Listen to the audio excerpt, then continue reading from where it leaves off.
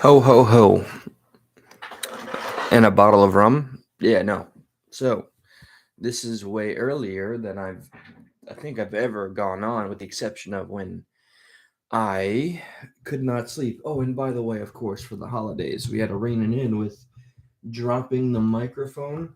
This was family coming in to check on my technological advancements. So I don't know if the mic, hey, yo, what's up, Mr. President? I hope Since damn, I should have made this a panel because I really hope that hey Andy, that your Christmas Warrior Mom PVG. Damn, okay, everybody's awake. Saffron, holy crap, Saffron was not first for the first time. Is my audio okay? Because the mic took a tumble. All right, I had family come in and like they wanted to see what is this crazy bat cave you have going on, and I was a little embarrassed to show that all I have is the spatial mic, which I had to explain. I can talk from here and over here. Thank you. It did took man when this thing fell and I watched it fall, and my amazing, good-hearted father, who had tumbled it over after showing me the gift. I did get a gift for Christmas, and hey Yorkshire, I haven't seen you in a minute, man. And there's a reason why I'm going on. It's not to show off Christmas gifts. It's not to talk about the fantastic times that one has had on Christmas or during the holidays. It's a little different. It's not much different. It's not original, but it's my style. It's something that I think about. It's what I thought about more than I guess what I used to think about. And I always associate positivity with nostalgia. Is that a common thing these days, my friends? Merry Christmas to one and all. I hope everybody had a fantastic time with family. And you know what? I'll be totally transparent. I hope and assume it was yesterday, right? Yesterday was the big Christmas day. Oh, don't mind the bedhead and the salt and pepper. It only adds to my persona. Let me take a sip of this coffee and get a little manic with you guys and explain what I'm doing here. Brown sugar. I dig it. Okay. So I don't know. It's just me. But when it comes to Christmas, maybe it's because of my old age. I'm 38 years old, going on 80. Okay. Pepperidge Farms remembers, blah, blah, blah. In this mind, for me, it's just memory. I think about when I was younger. I think about before COVID. I think about everything which was in the past. That always seems sweeter, less bitter. And I'm very excited still. It's not Christmas. It wasn't yesterday that the family reunion, which I'm very much looking forward to, is going to take place, where I get to see the family that decided they were too afraid to see one another over because of the fear of the pandemic. That's just the facts. I have not been able to see a huge family of over 40 Colombians, and a few of my Jewish family members would always congregate and come together. That's been a no go. And that adds to thinking, oh, it's just not as magical as it used to be. So for me, oh, and yes, here's the birthday gift that I did get. I have a laptop. I don't know what to do with it because I feel like I have enough in my life and I'm grateful for what I have. There's people that need more things than I have, and I'm grateful. And that's the art. Oh, look, did you see what almost happened there? That's the art of living, I suppose. But I personally, yesterday, Christmas, I slept it away. I think I spent no more than 2 hours out of bed. I forced myself. Happy birthday. No, no, no, no, not my birthday. This is for the Christmas. I didn't have it in me. I felt no excitement. If anything, I was exhausted from work. Okay, because at work in the business that I am a part of, I had to serve the public, and the natives are mad. Natives are angry. They want their booze, they want their gifts, they want to be treated with the utmost kindness, even though the workforce right now is pretty damn weak. And people, I mean, do how many times do I have to cite the same stats? 7 million Americans are voluntarily not working because of how the economy and everything has changed, and we're barely keeping up. And the people that have decided or that have remained the essential workers from day one, we haven't stopped, and we're tired. So every day leading up to Christmas, it was exhausting mentally and physically. So I took yesterday as an opportunity. This is the beginning of my vacation. I took it. Oh, I said birthday gift. I'm so sorry. So yeah, I fear it's the coffee that just gets me thinking faster than I can actually speak.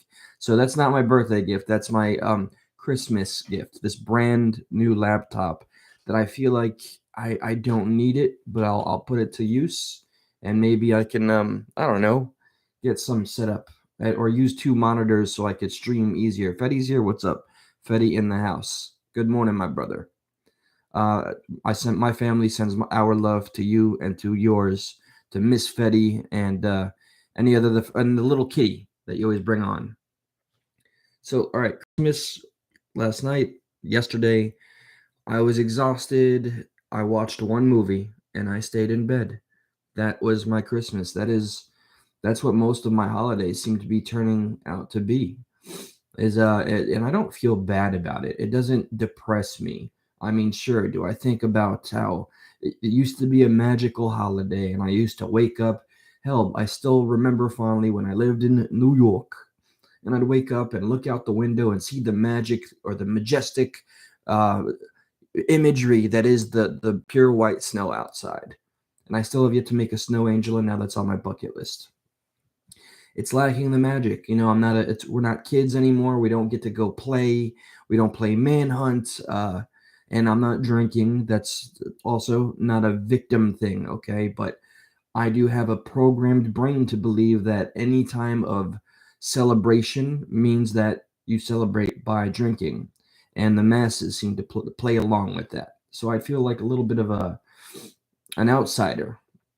So again, I'm just saying, if you find yourself to be one of the people that didn't feel fantastic about Christmas being Christmas and you didn't make the most of it, and now maybe this morning you haven't slept and you can't think about anything else than the fact that you messed up somehow and you're putting on yourself. You're internalizing and it's metastasizing and you're letting it feel like you did something wrong. You didn't. All right, I stayed in bed for the entirety of Christmas.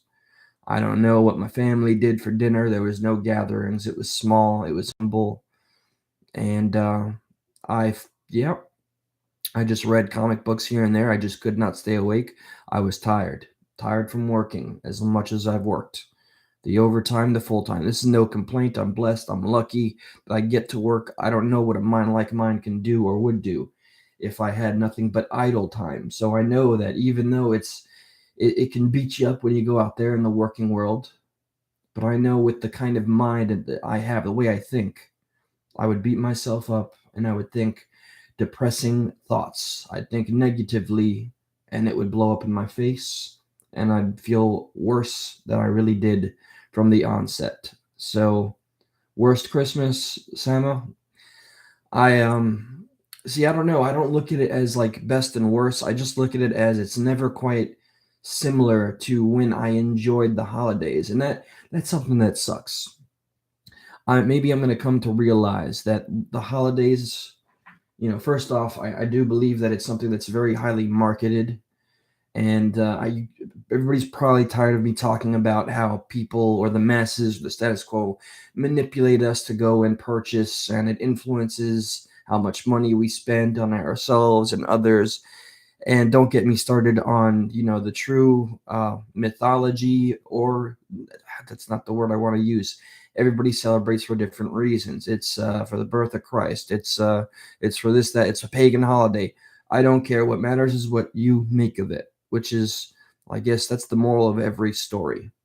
So, uh, Sam, I feel for you because my family has been completely split in twine since the pandemic, which I honestly thought it's something that's over, but people are still like when I was at work nope, 2 days ago, I had a woman come in and ask me, "Were you all inoculated?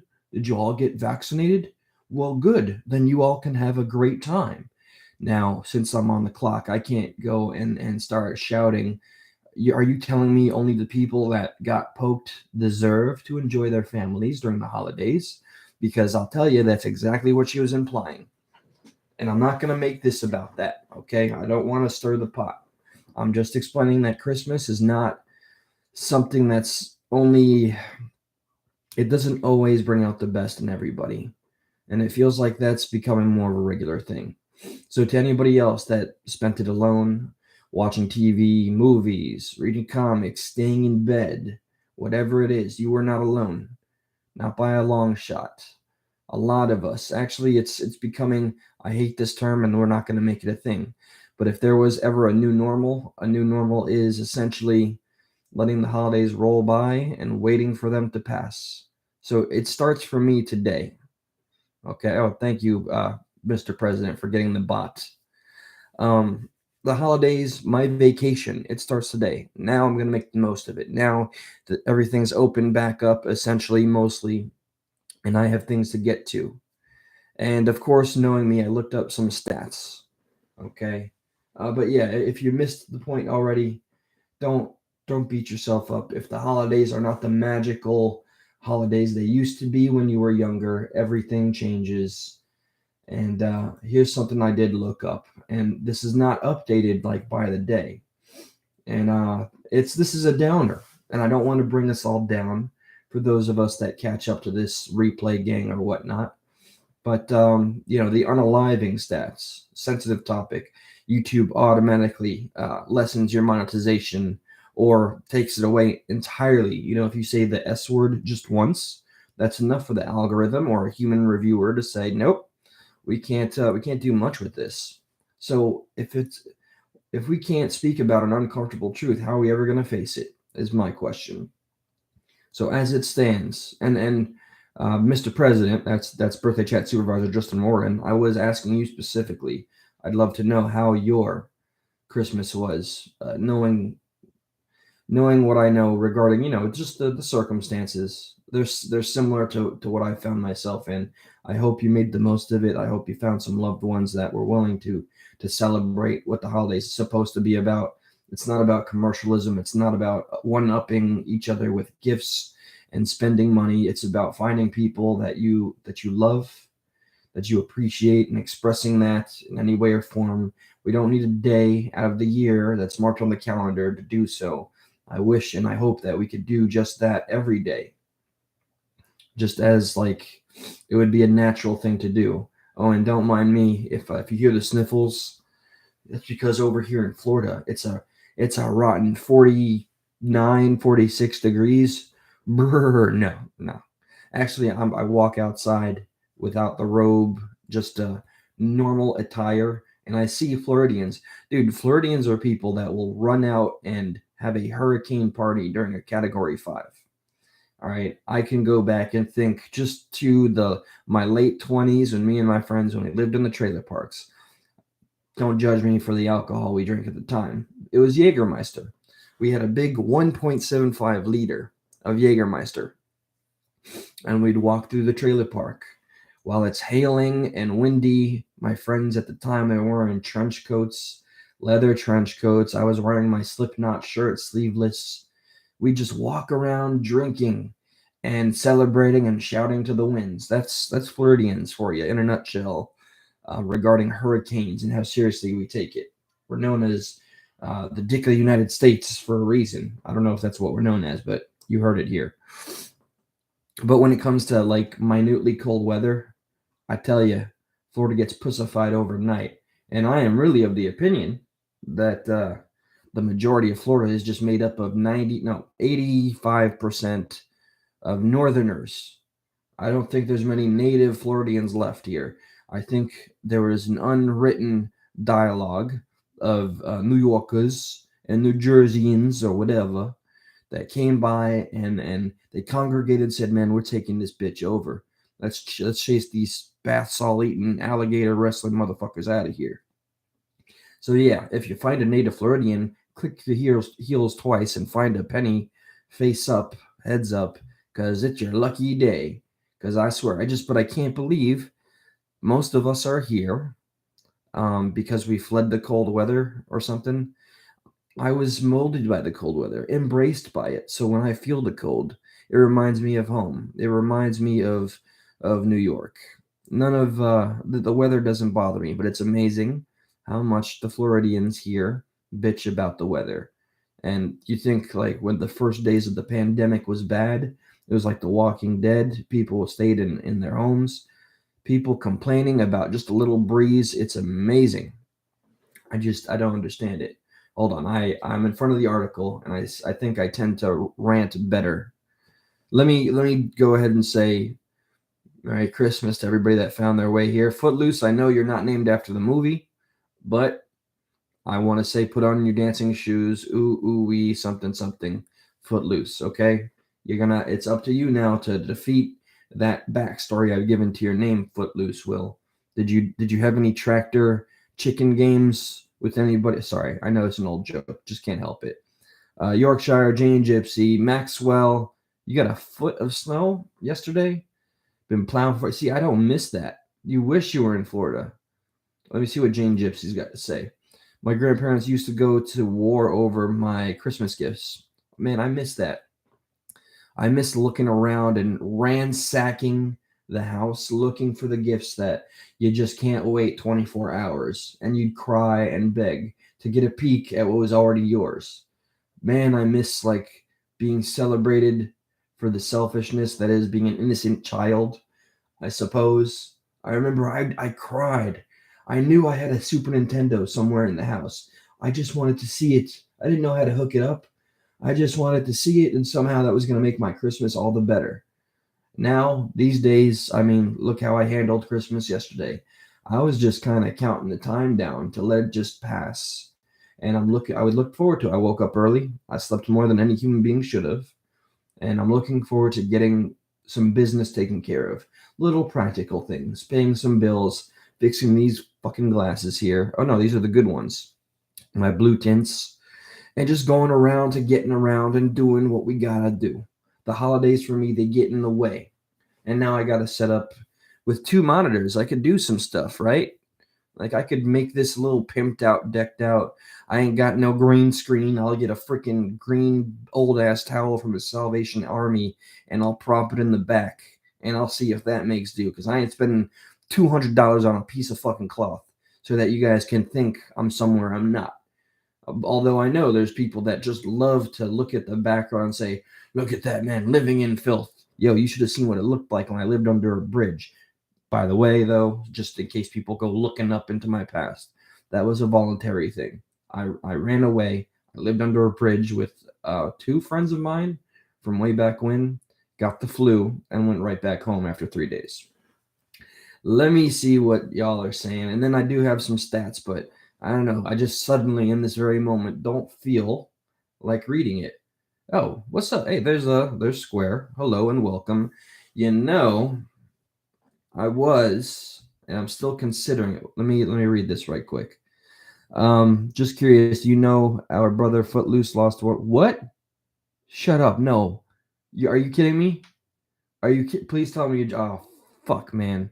No, okay, Fetty. I'm sticking with the official narrative that Footloose is just a play on the fantastic American classic with Kevin Bacon, Hallowed Be Thy Name, and that he really likes tractor chicken races and that he likes to dance. No, Fetty, you're not gonna ruin this for me because I feel like a real piece of shit right now.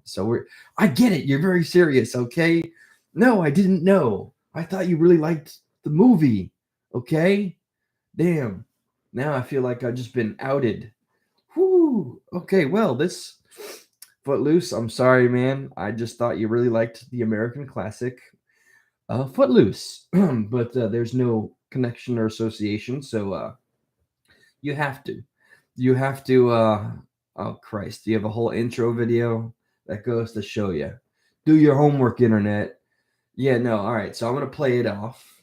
And yeah, of course, look, being very understanding of anything that is considered to be, I don't know, something that somebody would offer sympathy or pity or whatever. I think all of us as human beings, we get tired of that, and we do find it. This is a testament to the willpower, if you will, Footloose will, that we all have within ourselves. We get tired of pity, right? I think we have a certain amount of pride that's it's embedded in our DNA. Some of us are just built a certain way. It's why we find it so complicated to ask for help from the very people that make it very clear they'd love nothing more than to give us help or offer their words of wisdom or this, that, or the other. It's a testament to being very positively understanding about something that could be an unconventional or uncomfortable conversation starter, and be a downer. So yeah, we have something special within us that we make levity, we make light out of everything. And if it wasn't for this ability to look at things that would normally bring us down and to make light of it, well, where would we be? If we can't turn our tragedies into comedies and we couldn't laugh at it. One of the documentaries that I was recently talking about in one of my most recent lives, which was a survivor of now here goes monetization, one of the survivors of the Holocaust, specifically in his area, which was Lithuania. 400,000 of our people were ended unalived, and there was only 2 survivors. And the documentary maker, a French guy, and his wife were interviewing this man. And this man who survived atrocities, who was forced to bury his own frozen mother and brother and sisters, they were preserved. And sorry, this is going to take a dark turn. And they asked him these questions, and he doesn't like talking about it, but he talked about it. If you want to see what I'm talking about, it's a 4-hour documentary, and it's called Shoah. And it's called Shoah First Era. It was remastered, and it took 20 years to make. So my point is that the individual, the survivor, he was telling this story. He was telling all of his stories with a generic kind of a grin or smile. You could see pain in his eyes. And the French documentary maker did ask, why is he always smiling? And the wife translates and asks him. And the survivor, who went through things I don't think we could even comprehend, but we try our best because we've all been through our own battles. We understand what it's like to be our own survivors of our own shit and see our own darkness and lose people. And he really shrugs and says, what do you want from me? I choose to smile. Otherwise, what else would I be doing? I would cry every day. I would not get out of bed. Yeah, I choose to smile because I'm alive. It's powerful. Perspective is a powerful thing. That is the weapon I've learned to master with continuing to stay on this path, mission, journey, whatever it is. Try to make light out of as many things as possible. Be, mindful of what it is you're ever going to add levity to, because some things can come out the wrong way. But you can empower yourself and others if you show that the things that could take you down or try to take you down don't. And all the better, you can look down on them and laugh. And that's very much what I try to do. Even now, I find myself kind of hiding a nervous kind of smirk.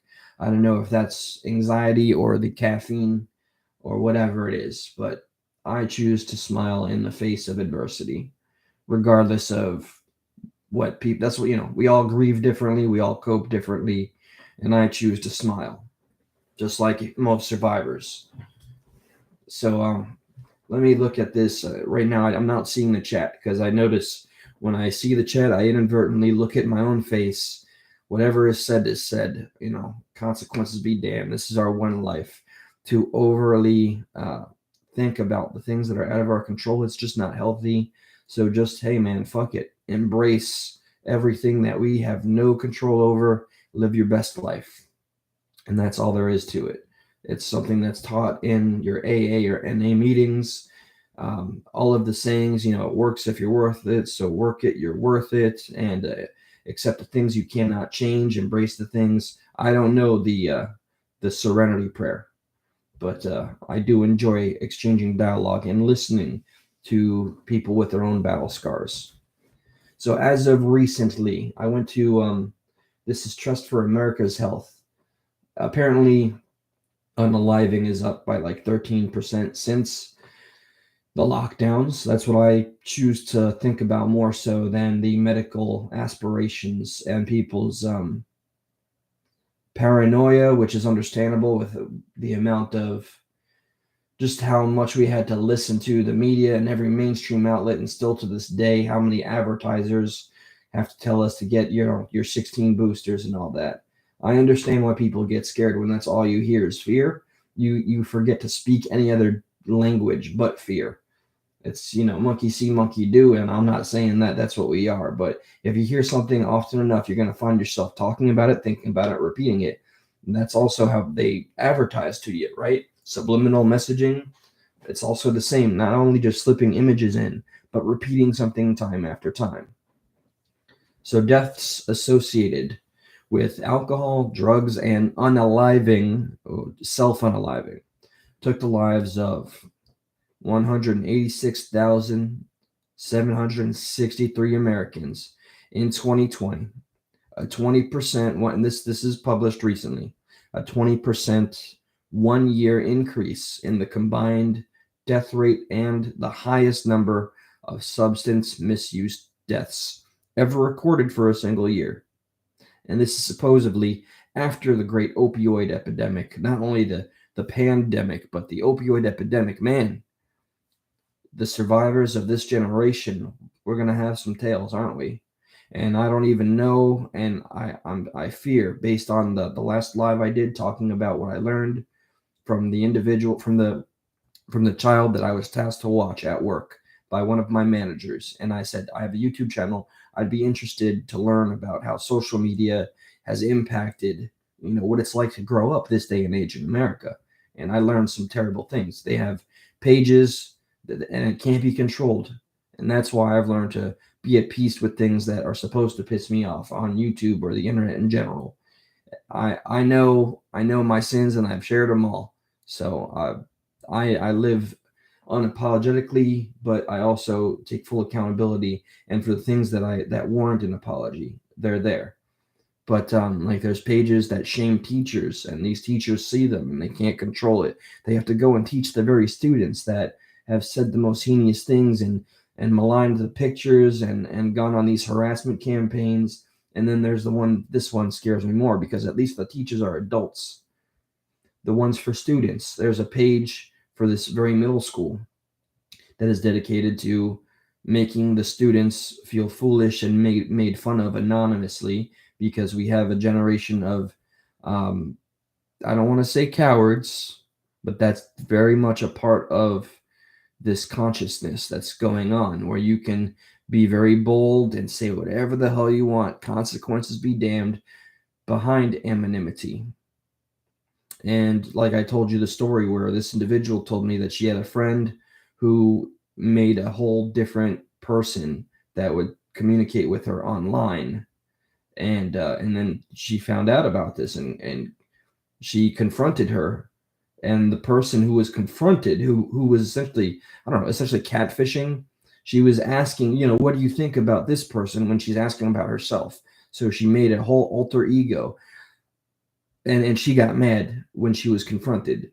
So again, I'm going on a tangent about my concern about the internet and what it's turned into, and social media, and how it's evolved, and what it's going to have as an impact on the mass human condition, our psychology, growing up. And getting to the point that I'm making is, there is a page that they cannot control. It gets shut down only to come back again, even worse. And it's of students. We're talking about, hell, I haven't spoken to anybody in elementary school, but I'm sure this shit goes on as far down as possible. If you're old enough to type or use a TikTok or play a stupid game on the phone, what do I know, Angry Birds, you're old enough to troll, or you're old enough to harass somebody. And yeah, so these students who are 12-year-olds or 13-year-olds, they have to worry about getting their pictures featured on a page that is dedicated to humiliating them, instead of worrying about how to learn their topics and just be a student and have fun as a child.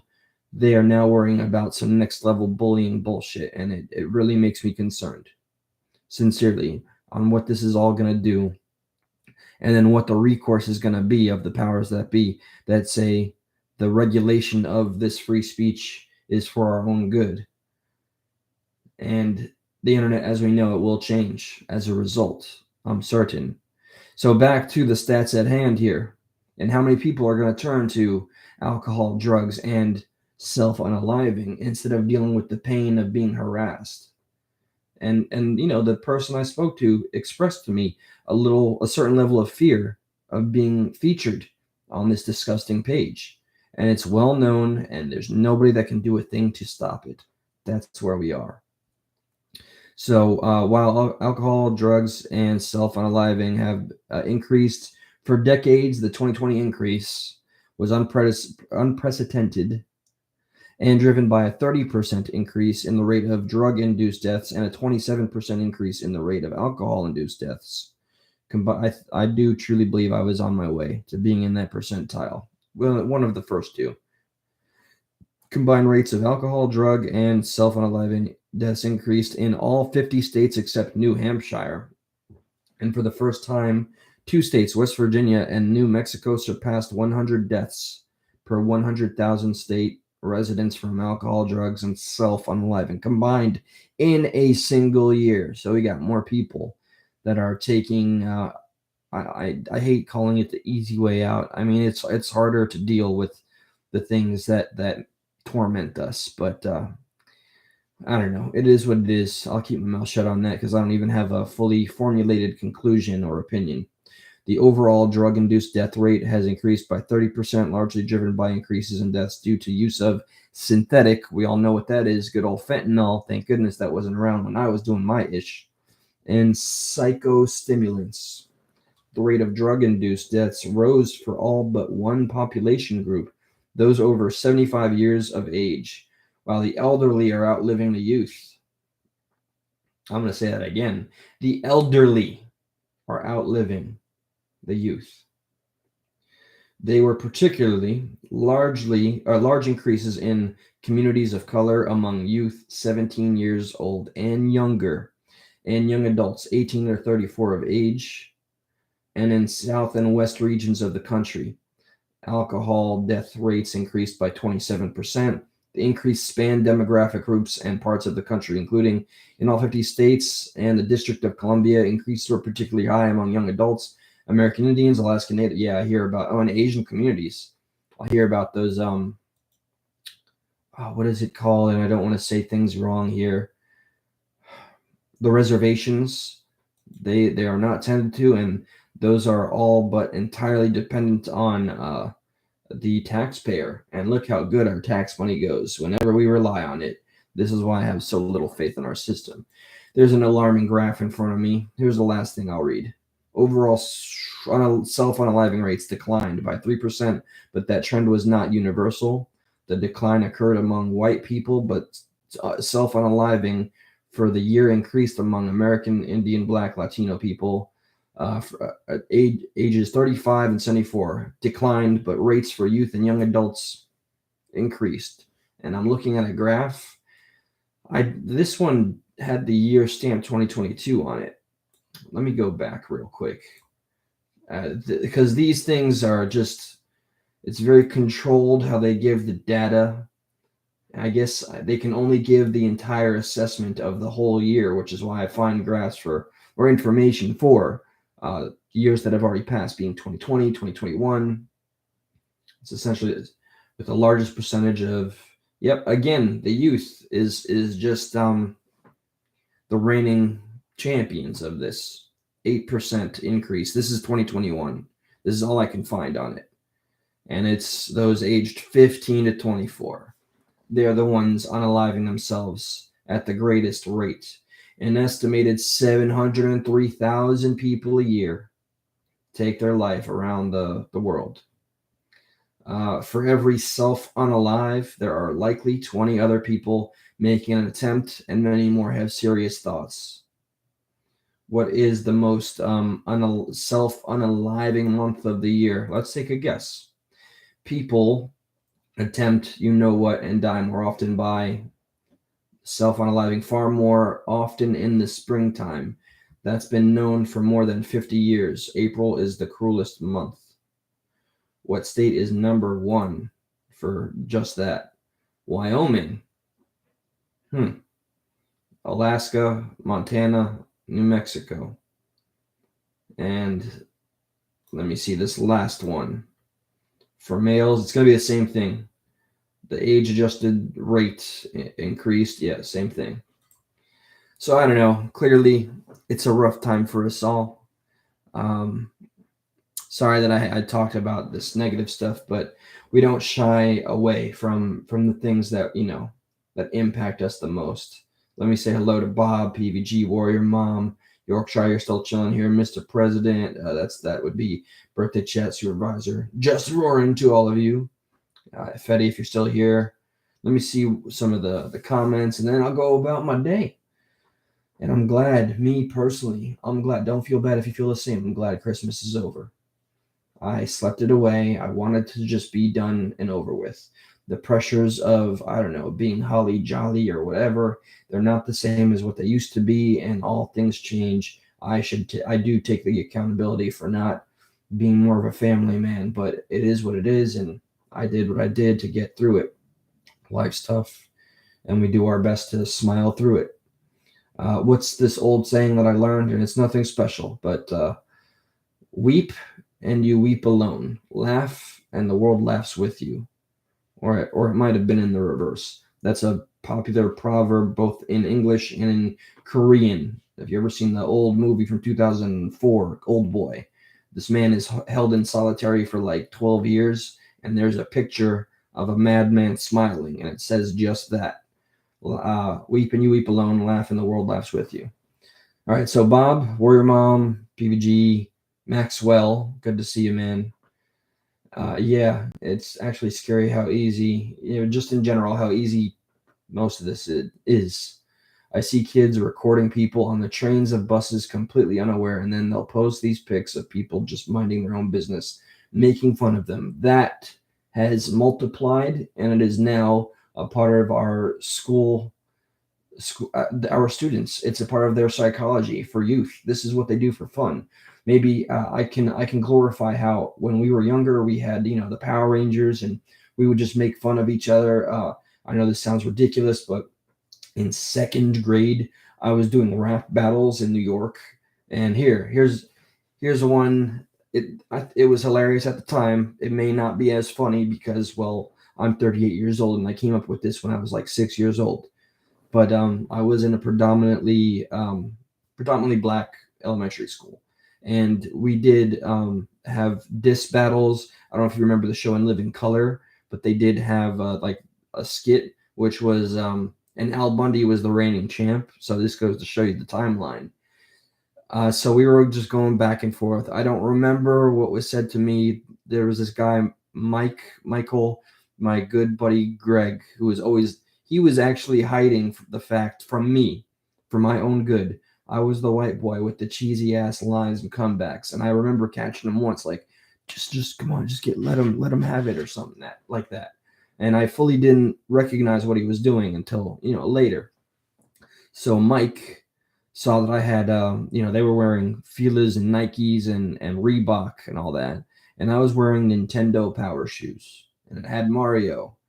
I don't know if Yoshi was there yet, but it had Mario on it. My shoes were Nintendo Power, and Mike had made the joke, "Get out of here with your Nintendo Power shoes," and I don't remember what the entire diss had, but my rebuttal, which went well, and I remember feeling so damn good about myself because not because of how well I was able to take it and hurt anybody's feelings, but the laughter that came. And maybe it was laughing because I was a white boy coming up with a cheesy diss, or maybe it was just legit funny because it's still funny to me to this day to think about it.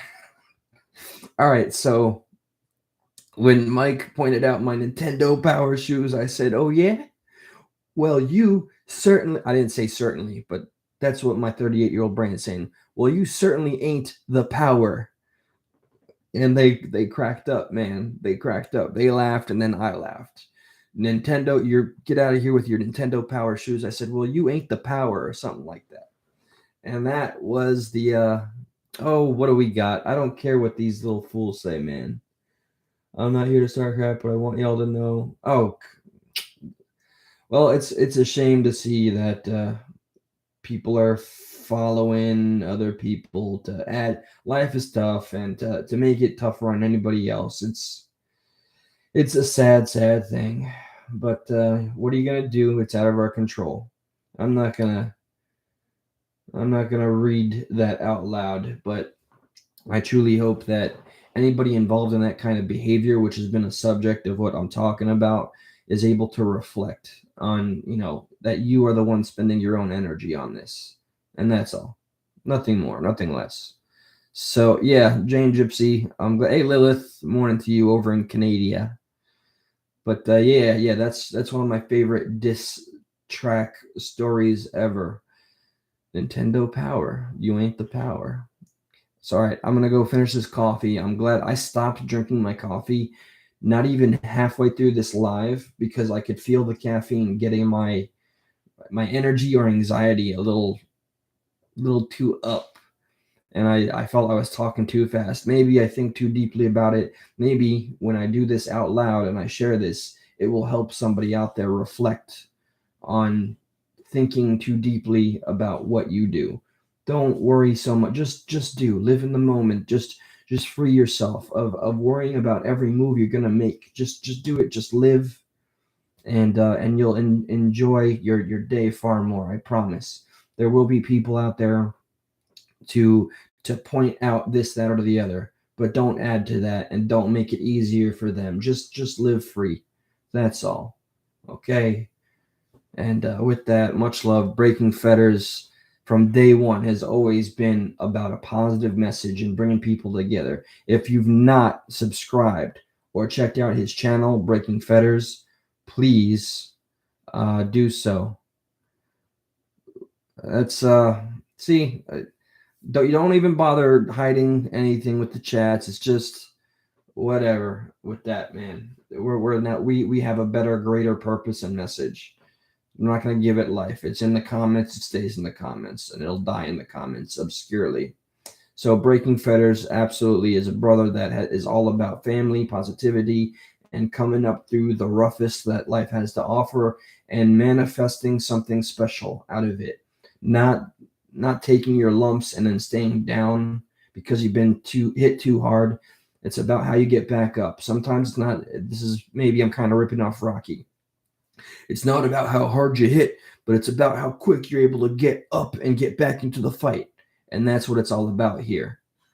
So, Breaking Fetters and everybody, we're all a big family.